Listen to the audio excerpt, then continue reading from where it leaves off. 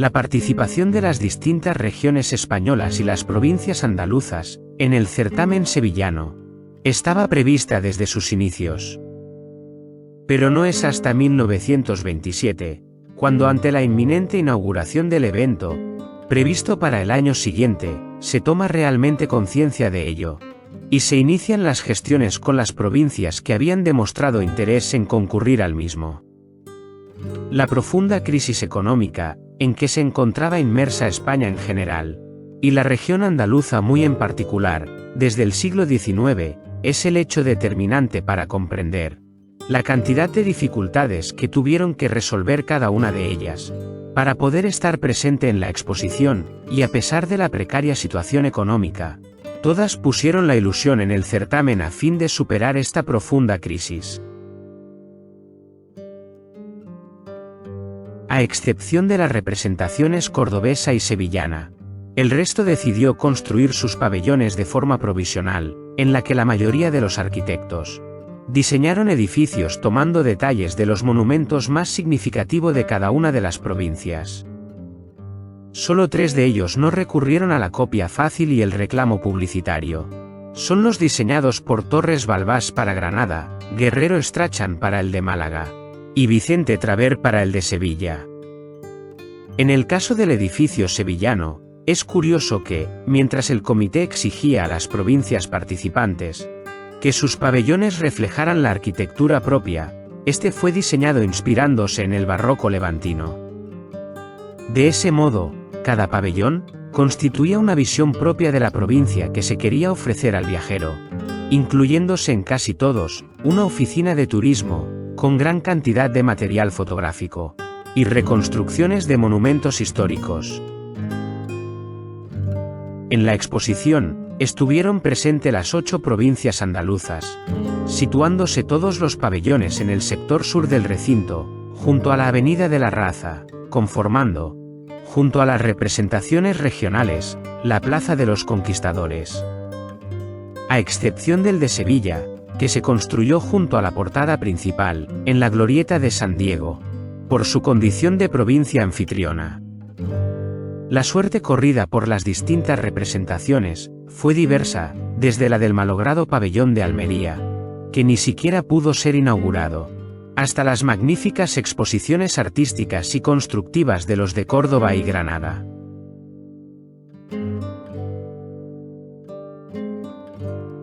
De todas esas obras, solo nos ha quedado el pabellón de Sevilla, constituido por los actuales Casino de la Exposición y Teatro Lope de Vega, y del de Córdoba, su airosa torre, en la Avenida Reina Mercedes. A continuación, pasaremos a ofrecer una visión general de cada uno de ellos, a excepción del de Sevilla, que a diferencia de los otros pabellones que fueron levantados por sus ayuntamientos y diputaciones, este fue construido por el comité de la exposición, debido al carácter representativo del mismo, por lo que se tratará de forma independiente.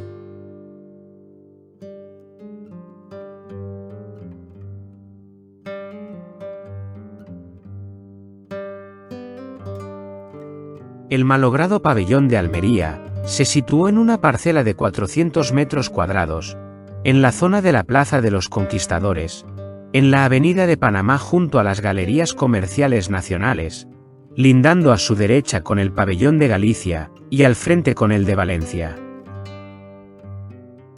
El diseño del edificio fue realizado por el arquitecto Mariano González de Rojas, en el que el autor reprodujo la alcazaba almeriense, con aspecto ruinoso, por ser el edificio más significativo, ocupando el pabellón unos 130 metros cuadrados.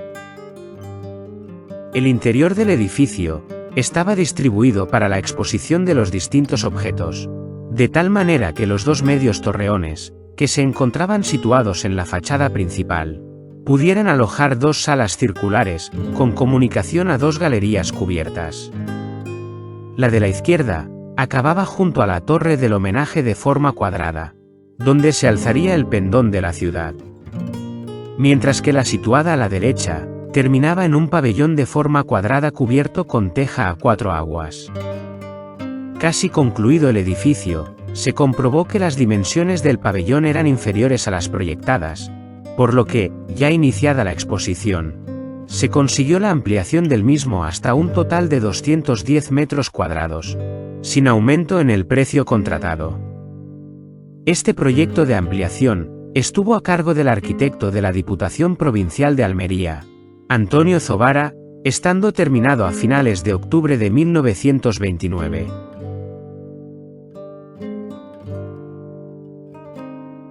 A pesar de estar ya terminado el edificio, aún no se había conseguido la colaboración de las distintas entidades para la exhibición de productos, como las cámaras oficiales de comercio, del mármol y de la uva. Siendo también poco productivas las solicitudes de objetos a la ciudadanía, de modo que, entre lo cedido y lo adquirido, era muy pobre la muestra que se exhibiría, dilatándose por ello la inauguración del pabellón. Con la caída del régimen primorriverista, a finales de enero de 1930, en el mes de febrero se constituyeron los nuevos ayuntamientos y diputaciones, lo que produjo que estas corporaciones se negaran a seguir colaborando con manifestaciones de la dictadura.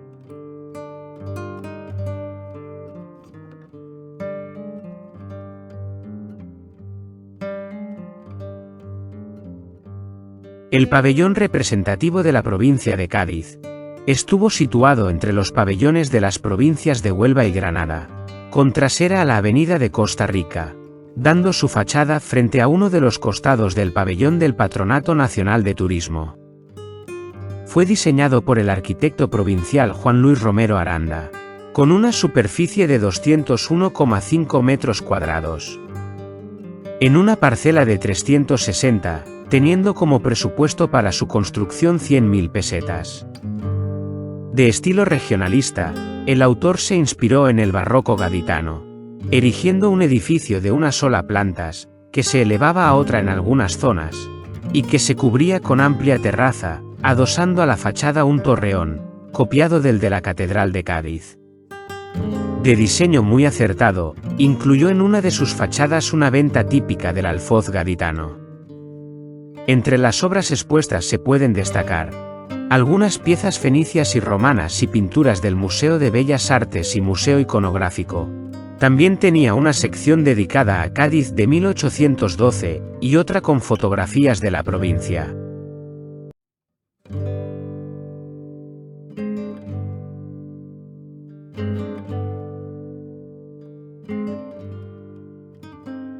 El pabellón de Córdoba fue el único edificio de las provincias andaluzas construido con carácter de permanencia, a excepción del de Sevilla, situándose, tras un cambio de su primitiva ubicación, en la Plaza de los Conquistadores, en la actual Avenida Reina Mercedes, frente al barrio Moro y junto a los pabellones de Murcia y Jaén. La Casa de Córdoba, como así se denominó, fue proyectado por el arquitecto municipal, Carlos Sáenz de Santa María de los Ríos, con una superficie de 611 metros cuadrados, sobre una parcela de 1.100 metros cuadrados. El importe de su construcción superó las 400.000 pesetas, que fue costeada por el ayuntamiento cordobés, mientras los gastos de mobiliario y conservación, unas 100.000 pesetas, corrieron a cargo de la Diputación Provincial. Carlos Sáenz, al realizar el diseño, lo hizo con exquisitez, basándose exclusivamente en la tradición califal de la arquitectura cordobesa, en concreto, en la de la mezquita, añadiendo también una réplica de la torre alminar de la iglesia de San Nicolás de la Villa, por ser seña de identidad inequívoca de la capital cordobesa, que era lo primero que se veía al entrar en la ciudad. Las obras se adjudicaron al contratista Enrique Vázquez Nieto, que no cumplió con la fecha de entrega prevista para el mes de agosto de 1929, rescindiéndole el contrato. Finalizando las obras el propio comité de la exposición, bajo la dirección del arquitecto general de la misma, Vicente Traver. El edificio de planta irregular, se componía de planta baja y semisótano en parte de él, situándose el acceso principal en el extremo de una de las fachadas junto a la torre Alminar. Una vez accedido al pabellón por el vestíbulo, a la derecha, se encontraba la conserjería, y a continuación la escalera de acceso al sótano. Al frente la sala destinada a mostrar las obras del pintor cordobés Julio Romero de Torres. El pabellón se desarrollaba hacia la izquierda con 3 salones consecutivos, siendo el central el Salón de Honor, cuyos muros sobre columnas se decoraban evocando el mihrab de la mezquita con bóveda, y los otros 2 también decorados en estilo árabe con artesonados. En los muros de la izquierda de estos 2 salones, se adosaron 2 salas octogonales. Una de ellas era la base de la torre, y en los otros lados, 2 terrazas en forma de balcón. El salón del extremo, se culminaba, con un cuerpo de forma semicircular como acceso al exterior, formado con arquería que se inspiraba en el porche del patio de los Naranjos de la mezquita cordobesa. La torre Alminar reproduce a la existente en la iglesia de San Nicolás de la Villa, levantada sobre una mezquita de la que solo quedó el primer cuerpo cuadrangular de la torre, erigiéndose el segundo cuerpo octogonal en el siglo XV, y en el XVIII, el cuerpo de campanas cubierto. La torre reproducida en el pabellón sigue la misma composición que la original, alcanzando una altura de 15 metros, habiéndosele colocado los mismos elementos decorativos en escayola. Durante la exposición, el pabellón se destacó por contener una importante muestra de orfebrería religiosa, exhibiéndose la custodia de plata de San Nicolás, que se instaló en el salón central, y obras de arte de maestros como Valdés Leal, Alejo Fernández y Juan de Córdoba, cedidas por el museo, la catedral y otras instituciones cordobesas. Había también obras de artesanía y platería, y una importante colecciones de cueros y aguamaniles del Marqués de Viana. Asimismo es de destacar el mobiliario, que fue expresamente diseñado en estilo califal, tanto los muebles como las lámparas, cuyos trabajos fueron realizados todos ellos por prestigiosas casas de decoración, ennobleciendo el edificio con su decoración oriental. En la sala dedicada al pintor cordobés Romero de Torres, se expuso una colección de 28 cuadros de este artista, entre los que destacaban La Chitita Piconera, Marta, Amparo, Rosarillo, La Niña de las Uvas, Fuensanta, Naranjas y Limones, y Rivalidad, entre otras.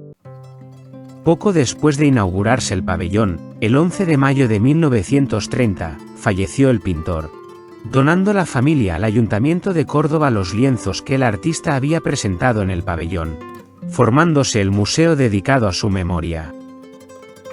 La Casa de Córdoba fue inaugurada el 18 de febrero de 1930, a escasos 4 meses de la clausura del certamen, con la asistencia del infante don Carlos, el alcalde de Córdoba y abundantes cordobeses venidos expresamente al acto.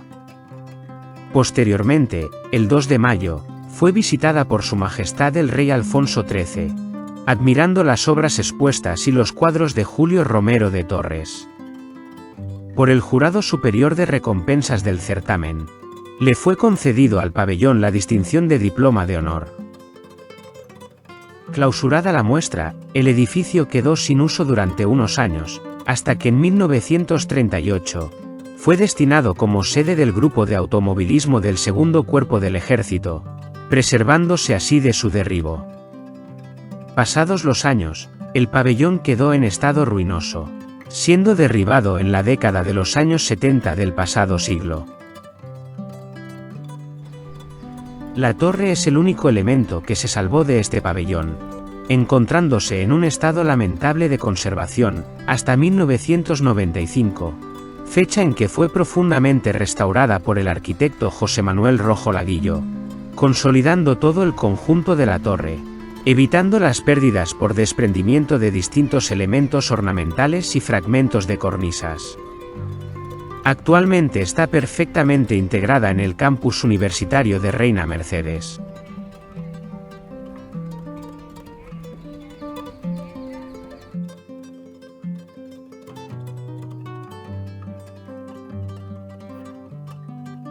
A pesar de la necesidad de que Granada fuera parte destacada en el certamen sevillano, la toma de decisiones y la puesta en marcha de las instituciones para su concurrencia fue excesivamente tardía, no siendo hasta el mes de febrero de 1928, cuando se constituye el Comité Ejecutivo Granadino, para encargarse del proyecto del pabellón representativo. La parcela de 640 metros cuadrados, concedida por el Comité Ejecutivo de la exposición, se ubicó, como el resto de representaciones andaluzas, en la Plaza de los Conquistadores, en la rotonda de acceso al pabellón de turismo, frente al pabellón de Castilla la Nueva, lindando la fachada trasera con el pabellón de Cádiz, y a la derecha con el de Castilla la Vieja. El proyecto le fue encargado al arquitecto conservador de la Alhambra, Leopoldo Torres Balbás, que diseñó un edificio de 480 metros cuadrados, presupuestándolo en 215.000 pesetas. Desde el primer momento se puso de manifiesto la cortedad del presupuesto, por lo que el autor suprimió la mitad de las salas, a fin de reducir el coste, prefiriendo conservar la calidad reduciendo el tamaño, llegándose a edificar solo 336 metros cuadrados, con un coste final de 176.000 pesetas, aparte los gastos de instalación, decoración y personal de servicio. El alzado del edificio era de una sola planta, a pesar de que en algunas zonas, como el torreón de ingreso y las galerías que rodeaban al patio, tenían una planta alta simulada de carácter decorativo. La armadura sería de madera y la cubierta de teja árabe, siendo elegido para su construcción al contratista sevillano Lizárraga, el cual se comprometía a realizarlo en el plazo de 100 días, con un presupuesto de 195.000 pesetas, iniciándose las obras en enero de 1929. El edificio proyectado consistió en una mezcla de estilos de edificios granadinos. Deliberadamente, huyó de hacer un edificio neonazarí, como parecería lógico, pero no de su carácter musulmán, siguiendo el modelo de las casas granadinas de los siglos XVI y XVII. Exteriormente, compuso una piña de ladrillos y tejas recordando la iglesia de San Nicolás, y la portada reproducía la Puerta del Vino de la Alhambra. En su interior, estableció un patio nazarí, una especie de palacete árabe. Se accedía al pabellón, tras cruzar la portada y el zaguán, empedrado con guijarros formando dibujos. Al fondo una pila, y encima, una ventana con celosía.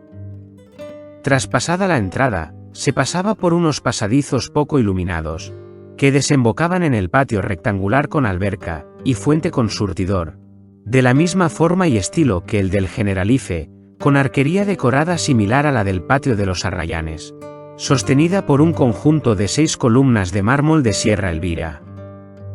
De la galería alta, colgada una magnífica reproducción del pendón de los Reyes Católicos, realizado por los talleres granadinos de López Sancho, encargado expresamente por el comité.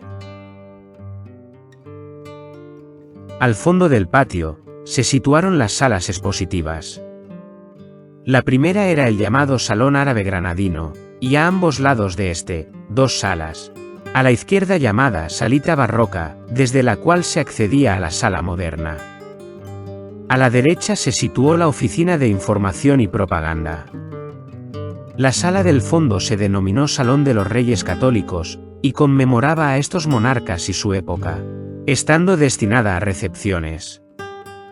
De tal manera se representaba el antes y el después de la Reconquista. Ante la penuria económica que sufría el Comité Granadino, fue imposible que a la fecha de la inauguración de la exposición estuviese concluido el pabellón, terminándose a toda prisa días antes de la inauguración oficial, el 2 de noviembre de 1929, con la presencia de los reyes de España y sus hijos, los infantes don Jaime, doña Beatriz y doña Cristina, habiéndose instalado solo la oficina de turismo y la sala de la estación sismológica de la Cartuja, decorándose el resto de forma provisional.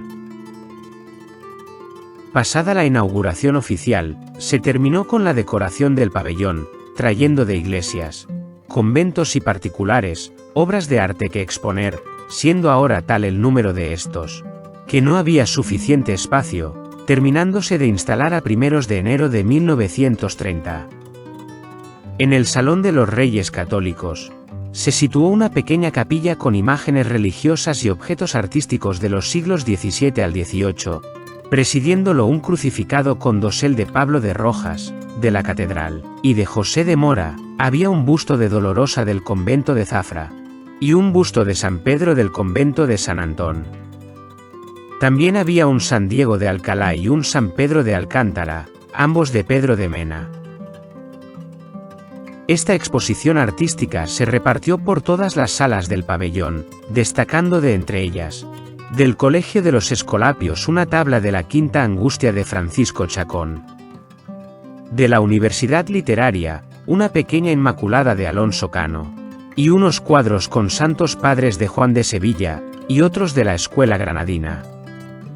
De la Iglesia del Sacromonte, una Virgen sedente, y de la Catedral de Guadix, la Virgen de las Angustias de Torcuato Ruiz del Peral.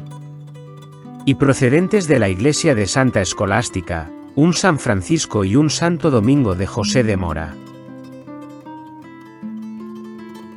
También se expusieron documentos antiguos de los Reyes Católicos, y obras menores procedentes del Palacio Arzobispal, así como urnas, cuadros y tibores, sillas de coro, jamugas, bancos, vitrinas, cornucopias y otros muebles procedentes de la Audiencia Territorial, de la Alhambra y del Museo de Bellas Artes. Asimismo, el Observatorio de la Estación Sismológica de la Cartuja, de la Compañía de Jesús, tenía reservada una zona del pabellón, en la que se mostraban distintos aparatos de medición, además de fotografías de los sismógrafos instalados en dicha estación. Y de la sección de meteorología, se pudo contemplar un cuadro climatológico de España de gran tamaño, diferenciando los climas de cada región mediante colores. Esta exhibición de la estación sismológica mereció el gran premio de la exposición, la recompensa más elevada que se otorgaba, y a la representación granadina le fue concedida la medalla de oro al arquitecto, y medalla de plata y menciones honoríficas a diferentes industriales que expusieron sus productos en el pabellón. Tras la clausura del certamen, el pabellón granadino perduró unos años más, hasta que un voraz incendio lo devoró.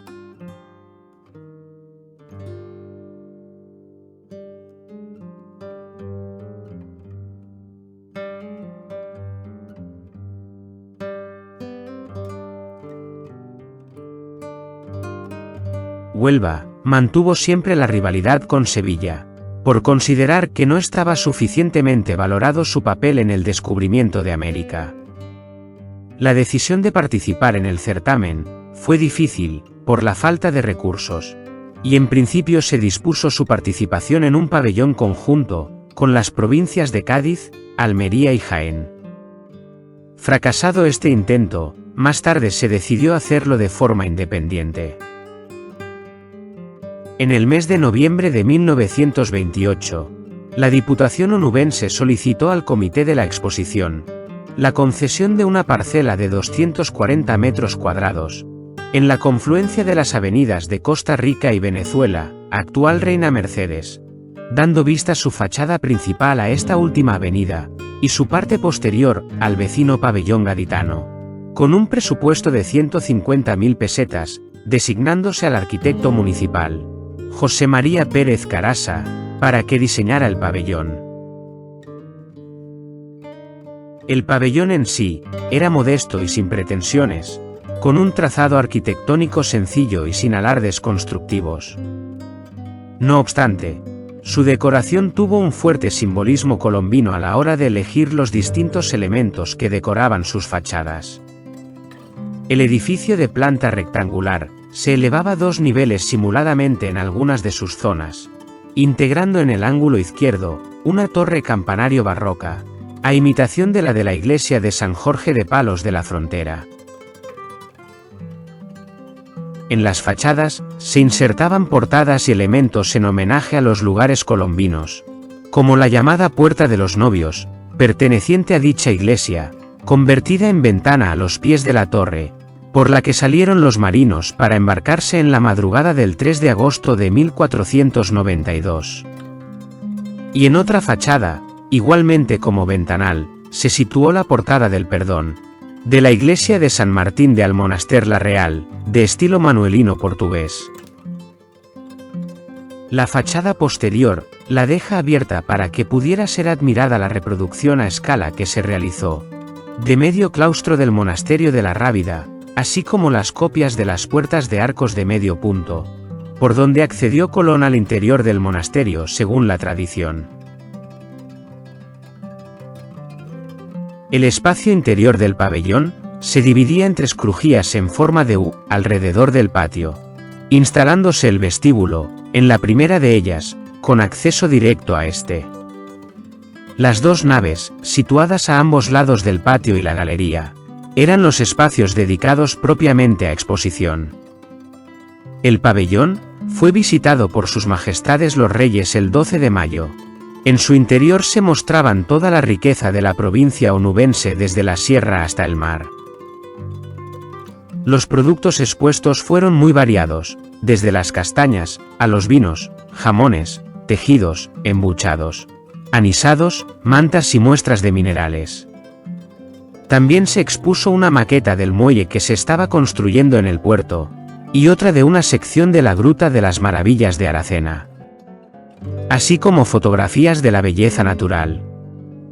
Y en el patio, el boceto del monumento que se pretendía levantar a los hermanos Pinzón, en Palos de la Frontera, obra del escultor Antonio Pinto Soldán.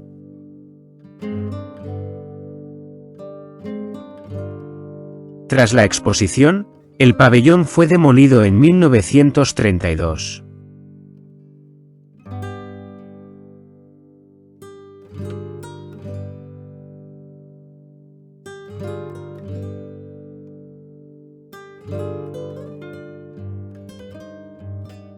Jaén, como otras provincias andaluzas, pensó concurrir al certamen, en un pabellón conjunto con ellas. Pero desechada esta idea, el 22 de junio de 1928, la Comisión Permanente concedió una parcela de 700 metros cuadrados para la construcción de su pabellón representativo. La referida parcela estuvo ubicada en la Plaza de los Conquistadores, entre las avenidas de Venezuela, actual Reina Mercedes, y Panamá, limitando con los pabellones del Patronato Nacional de Turismo, Asturias y Córdoba. En el espacio que actualmente ocupa la Escuela Técnica Superior de Ingeniería de Edificación Hispalense. Para realizar el proyecto, es designado el arquitecto provincial, Luis Vergés Martínez, que diseña un edificio de 630 metros cuadrados de superficie, sobre una parcela de 700, estando presupuestado en 150.000 pesetas, tomando como modelo para la traza de las construcciones jienenses de los siglos XV y XVI.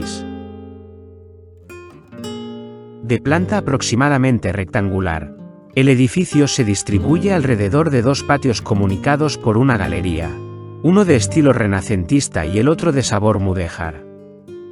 Constaba de 2 puertas de ingreso, una al norte para autoridades, y otra al sur, para el público general, salón de exposición, capilla, sala de comité y dependencias para el personal de vigilancia y servicios. La composición volumétrica era variada, acusando más este efecto en sus fachadas norte y sur, donde existían distintos niveles de altura, además de otras zonas del edificio, llamando la atención el torreón rectangular con mirador corrido que lo dominaba. La fachada principal, situada al norte, daba frente a un lateral del pabellón del Patronato Nacional de Turismo, estando próximo a la parte central de la plaza. El acceso se realizaba a través de un arco gótico apuntado. Dos cuerpos elevados lo flanqueaban. El de la derecha mediante un torreón rectangular que se coronaba con un mirador corrido, con una arquería con motivos de los palacios de Úbeda, propios de Vandelvira, y otros de carácter popular. A la izquierda se encontraba la solana, que se inspiraba en la casa del pópulo de Baeza, y en el chaflán al otro lado de la fachada, se instaló un templete formado por 3 arcos cerrado por cristalera, en cuyo interior se hallaba una pintura de la Divina Pastora. La fachada opuesta a la principal, era la utilizada por el público para visitar el edificio. Se inspiraba, en cuanto a la portada y la arquería, en motivos de Andújar, con influencia cordobesa. Al final de esta fachada se inscribía un porche inspirado en los de las carnicerías de Jaén, con sus típicos balcones y entre ellos el escudo de la ciudad. Junto a este porche, se elevaba una torre que recordaba la logia del Seminario Viejo de la capital del Santo Reino. Para la fachada lateral este, en la avenida de Venezuela, actual Reina Mercedes, utilizó el bello ejemplar existente de la Casa Palacio de los Torrente en Úbeda, con clara alusión estética tanto a Úbeda como de Baeza. La puerta se situaba bajo un arco de gran dovelaje, y sobre esta, huecos ajimezados, completando el conjunto, columnas profusamente decoradas, medallones en las enjutas y baquetón salomónico que lo flanqueaban. Esta fachada solo era decorativa, ya que no existía acceso alguno. Iniciamos nuestro recorrido por el interior del pabellón, y accedemos primeramente al salón de exposiciones, situado a la derecha de la entrada del público. Era el de mayores proporciones de todo el edificio, y bajo el artesonado, se habían colgado de sus muros cartelas con los nombres de santos, reyes, conquistadores, beatos, poetas, historiadores, nacidos en el Santo Reino. Ocupaba un lugar destacado en este salón, la bandera, la alabarda, y el guión de guerra de la batalla de las Navas de Tolosa, que se conservaban en la iglesia de Vílchez. Tenía esta bandera honores militares de capitán general, por los hechos ocurridos en aquel lugar el 12 de julio de 1212.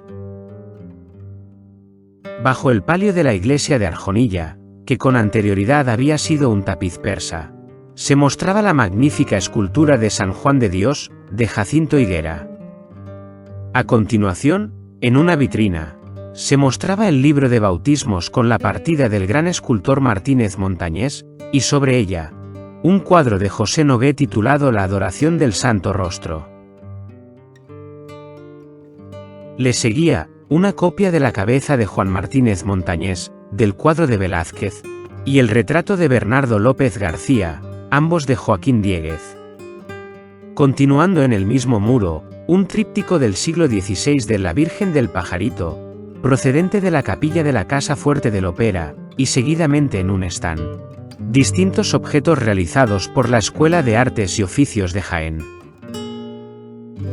En el centro, en unas vitrinas, se exhibían 19 documentos históricos, muchos de ellos con sellos rodado y miniados del Ayuntamiento de Úbeda, así como cerámica popular y fotografías con monumentos.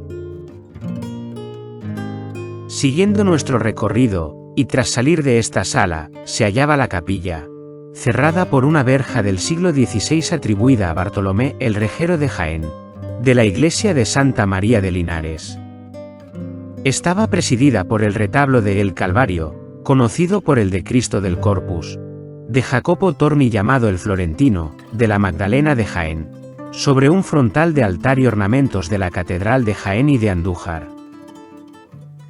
Y en otra sala situada en uno de los patios, se hallaba la maqueta del Pozo San José en la mina de Arrayanes de Linares, la cual funcionaba mecánicamente, así como una colección de minerales de gran tamaño y una instalación de productos químicos del laboratorio Lumen. Los dos patios contiguos, uno del otro, se comunicaban por una galería con pilares y columnas cuyos capiteles tenían motivos de la arquitectura provincial. El primero de ellos, denominado mudéjar, con alberca en su centro, que recreaba el del patio de las abluciones que aún se conserva de la antigua mezquita levantada por Abderramán II, convertida en la iglesia de Santa María Magdalena. Mientras el otro, de estilo renacentista, se inspiraba en el patio de una casa de Úbeda.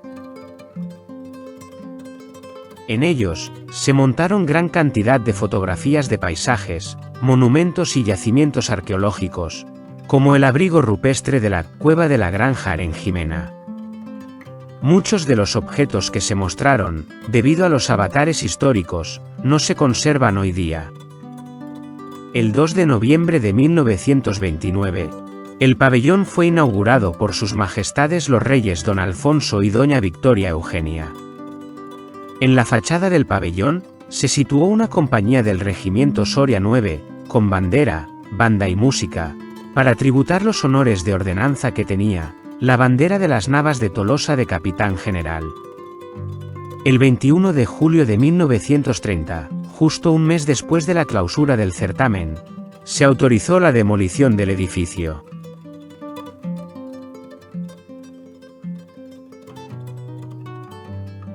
La provincia de Málaga fue una de las primeras que acordó concurrir al certamen iberoamericano, de forma independiente respecto al resto de las provincias andaluzas, erigiendo un magnífico pabellón de estilo regionalista neobarroco, inspirado en la arquitectura malagueña, especialmente en el patio del Palacio Episcopal de aquella ciudad.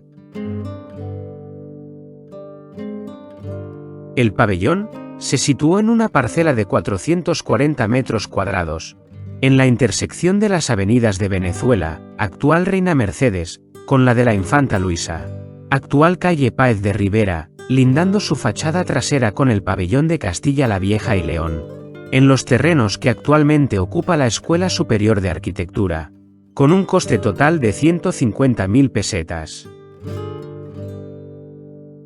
Su autor fue el reputado arquitecto Fernando Guerrero Strachan, en ese momento alcalde de la ciudad, que realizó un edificio tomando esquemas representativos de la arquitectura barroca malagueña, donde el patio cuadrado está abierto por uno de sus lados al jardín, como suele hacerse en las mansiones malagueñas, pasando a ser la fachada del mismo, incorporando este diseño al proyecto del pabellón. Para su composición, utiliza muy especialmente el patio del Palacio Episcopal malagueño, donde en el centro se encuentra el jardín con surtidor, rodeado de galerías con arcos sobre columnas, y sus paredes decoradas con preciosos zócalos de azulejos con figuras populares, representando escenas profanas en un contexto sacro, y en un espacio de descanso que limitaba las antiguas partes administrativa y residencial, todo ello matizado por el sonido del agua de la fuente. De planta cuadrada, se accedía al pabellón tras superar unas gradas con balaustradas, a cuyos lados se elevan dos simétricos torreones que servían de acceso a la terraza. Nos adentramos a un patio con surtidor central, algo elevado. Al frente se abrían galerías con arcos de medio punto sostenidos por columnas de mármol blanco, y en los laterales, las galerías que eran de una sola planta de altura, se abrían puertas con frontones triangulares. La galería del fondo se encontraba adornada con un zócalo de cerámica pintada con personajes populares, soldados, majas, caballeros, etc., imitando a los existentes en el Palacio Episcopal, gracias a los cuales podemos recrear en parte los que existieron en el pabellón. Pero no fue este el único edificio que Fernando Guerrero Strachan ejecutó en Sevilla. También fue el autor del Hotel América Palace, que aún existe, e igualmente de marcado estilo regionalista. El espacio del fondo servía como salón de exposiciones, y los laterales estaban destinados a informaciones turísticas, industriales y comerciales. El acceso propiamente al interior del pabellón se realizaba a través de un arco partido por columna central. En su interior, se instaló una exposición de arte retrospectivo, así como de los trabajos de los alumnos de la Escuela de Artes y Oficios de Málaga, con un monumental facístol, sostenido por columnas, cuyos capiteles fueron modelados con distintos motivos, sobre el que se instalaron grandes álbumes con tapas bellamente labradas en cuero. Se coronaba el cuerpo central giratorio, con 3 bustos de mujeres en cerámica, que representaban 3 épocas históricas de Málaga. Tarsilia, inspirada en la Dama de Elche, que corresponde a la Málaga ibérica. Beatriz, que representa la etapa cristiana, con un busto inspirado en Isabel la Católica, y Trinidad, ataviada para ir de fiesta con 3 grandes rosas y una peineta en el cabello. Como remate, se eleva un vaso de cerámica sobre un trípode de hierro. En esta misma sala, se mostraban objetos de cerámica, carteles, dibujos y mobiliario, realizados todos ellos por alumnos de la citada Escuela de Artes y Oficios malagueña. El pabellón fue inaugurado por sus majestades los reyes, don Alfonso y doña Victoria Eugenia, el 12 de mayo de 1929. Tras la clausura de la muestra, el pabellón fue donado a la ciudad de Sevilla, siendo demolido poco después, ya que se encontraba en terrenos arrendados para la exposición.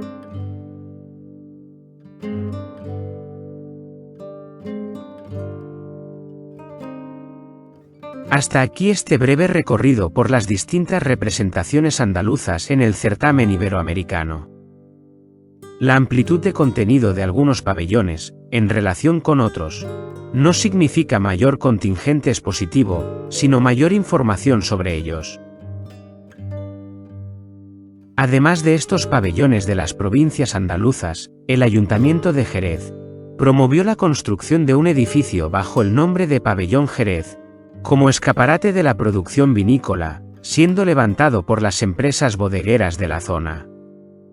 Dado el carácter eminentemente comercial de este, se tratará en el apartado de los pabellones comerciales.